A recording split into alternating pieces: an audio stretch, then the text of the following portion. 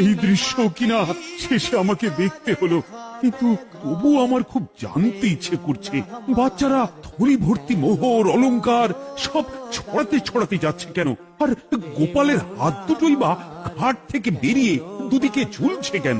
মহারাজ, আর একটা ব্যাপার কি আপনি লক্ষ্য করেছেন? কি কি বলতো? গোপালের দেহ কারা কাঁধে করে নিয়ে যাচ্ছে? হ্যাঁ হ্যাঁ, ওই তো মন্ত্রী, সেনাপতি, জ্যোতিষী আর পণ্ডিত। আসলে গোপালের এই শেষ যাত্রা আমাদের কিছু শিক্ষা দিয়ে যাচ্ছে মহারাজ। এই যে দেখুন, যারা গোপালকে সহ্য করতে পারত না, এখন তাদেরই কাঁধে গোপাল যাচ্ছে।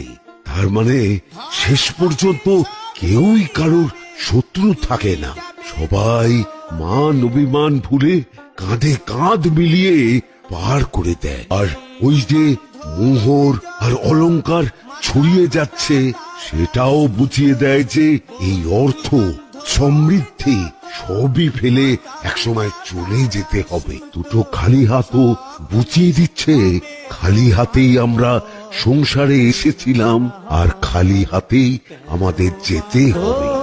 দালান ঘর